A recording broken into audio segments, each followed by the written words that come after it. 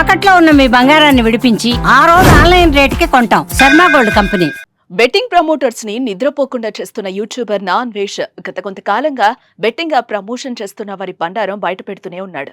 ఇప్పటికే తెలంగాణలో కేసులు నమోదవ్వగా దేవుడి పేరుతో బెట్టింగ్ యాప్ ప్రమోషన్స్ చేస్తున్న వారిపై చర్యలు తీసుకోవాలని ఏపీ ప్రభుత్వాన్ని కోరారు. దీనికి లోకేష్ రిప్లై ఇచ్చారు. మరి నాన్వేష్ కు లోకేష్ ఇచ్చిన హామీ ఏంటి? ఆయన ఏమని స్పందించారు?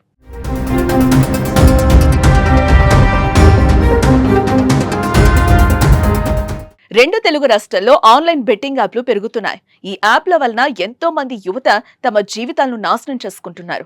మొదట్లో కేవలం సరదాగా మొదలుపెట్టినప్పటికీ క్రమంగా ఇవి వ్యసనంగా మారి వారి భవిష్యత్తును అంధకారంలోకి నెట్టేస్తున్నాయి.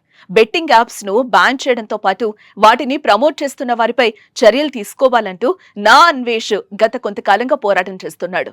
నా అన్వేష్ తో పాటు ఆర్టీసీ ఎండీ సజ్జనార్ చొరవతో బెట్టింగ్ ప్రమోట్ చేసిన సోషల్ మీడియా ఇన్ఫ్లుయెన్సర్లు, యూట్యూబర్లు, సినీ ప్రముఖులపై తెలంగాణలో కేసులు నమోదయ్యాయి. ఇప్పటికే చాలా మంది సినీ సెలబ్రిటీలు విచారణకు హాజరయ్యారు. అలాగే హీరోలు, హీరోయిన్లు కూడా ఈ విషయంపై తమ వివరణను ఇచ్చారు. అయితే తాజాగా ఆయన గోవిందా పేరుతో ఓ బెట్టింగ్ యాప్ ఉందని, దానికి ఇంకా చాలా మంది సినీ ప్రముఖులు టెలిగ్రామ్, ఇన్స్టాగ్రామ్, ఫేస్బుక్ వెబ్సైట్లలో ప్రచారం చేస్తున్నారని చర్యలు తీసుకోవాలని అన్నారు.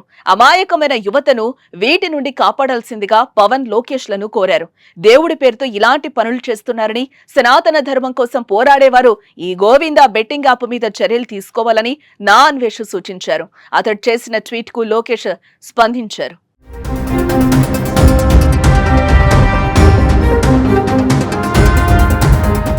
బెట్టింగ్ యాప్లు జీవితాలను నాశనం చేస్తున్నాయని నారా లోకేష్ అభిప్రాయపడ్డారు.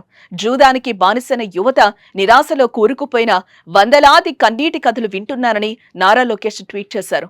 దీన్ని ఇకనైనా ఆపాలన్న నారా లోకేష్ ఈ సమస్యకు దీర్ఘకాలిక పరిష్కారం, దీనిపై అవగాహన కల్పించడం, బెట్టింగ్ యాప్లపై కఠినంగా వ్యవహరించడమేనని అన్నారు. మొత్తం దేశానికే ఒక ఉదాహరణగా నిలిచేలా యాంటీ బెట్టింగ్ పాలసీ తెచ్చేందుకు ఏపీ ప్రభుత్వం కృషి చేస్తున్నట్లుగా పేర్కొన్నారు. ఈ ముప్పును అంతం చేయడానికి అన్ని చట్టపరమైన మార్గాలను అన్వేషిస్తామంటూ నారా లోకేష్ రిప్లై ఇచ్చారు. బెట్టింగ్ యాప్స్ పై ఇప్పటికే ఏపీ ప్రభుత్వం దృష్టి సారించింది. వీటికి అడ్డుకట్ట వేసేందుకు కొత్త ప్లాన్ సిద్ధం చేస్తోంది.